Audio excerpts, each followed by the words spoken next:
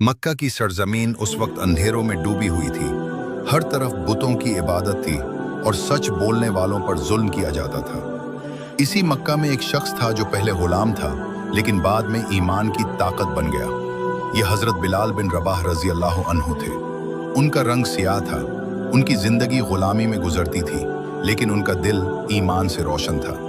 जब हजरत बिलाल रजी अल्लाह अन्हु ने इस्लाम कबूल किया तो मक्का के कुफ्फार गुस्से में आ गए। उनके मालिक उमैया बिन खलफ को जब यह खबर मिली तो वो बहुत सख्त हो गया। वो चाहता था कि बिलाल इस्लाम छोड़ दें और दोबारा बुतों की इबादत करें, लेकिन हजरत बिलाल रजी अल्लाह अन्हु ने इनकार कर दिया। उन्होंने कहा, मैं सिर्फ एक अल्लाह को मानता हूँ। गर्मी का मौसम था, मक्का की रेत जल रही थी। हजरत बिलाल रजी अल्लाह अन्हु को बाहर ले जाया गया। उन्हें जमीन पर लिटा दिया गया और उनके सीने पर एक भारी पत्थर रख दिया गया ताकि वो हरकत न कर सके। उनसे बार बार कहा गया, इस्लाम छोड़ दो, मोहम्मद सल्लल्लाहु अलैहि वसल्लम का दीन छोड़ दो, लेकिन हजरत बिलाल खामोश थे।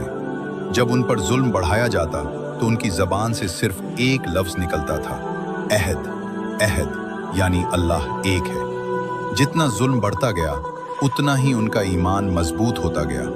लोग कहते थे, बस कर दो बिलाल, जान बचा लो, लेकिन वो फिर भी कहते थे, अहद, अहद।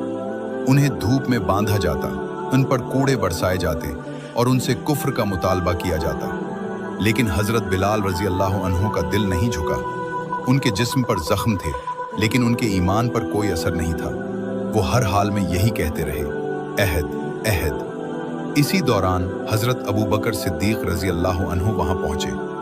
उन्होंने ये मंजर देखा तो उनकी आंखें भर आईं। उन्होंने फौरन उमैया बिन खलफ से बात की और कहा, इस गुलाम को मुझे बेच दो। उमैया ने कीमत ज्यादा लगाई, लेकिन हजरत अबू बकर रजी अल्लाह अन्हु ने बगैर बहस की कीमत अदा कर दी और हजरत बिलाल रजी अल्लाह अन्हु को आज़ाद कर दिया।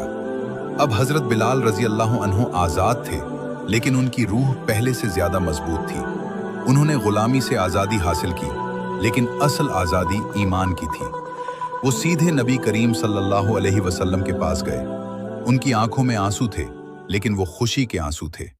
नबी करीम सल्लल्लाहु अलैहि वसल्लम ने उन्हें देखा और फरमाया, बिलाल, तुमने बहुत तकलीफ बर्दाश्त की है, लेकिन तुमने अपना ईमान नहीं छोड़ा। फिर एक दिन आया जब नमाज के लिए अजान देने की जरूरत हुई। नबी करीम सल्लल्लाहु अलैहि वसल्लम ने हजरत बिलाल रजी अल्लाह अन्हु को चुना और उन्हें पहली अजान देने का हुक्म दिया।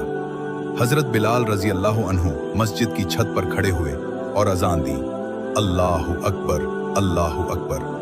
पूरा मक्का खामोश हो गया, हर तरफ सुकून था।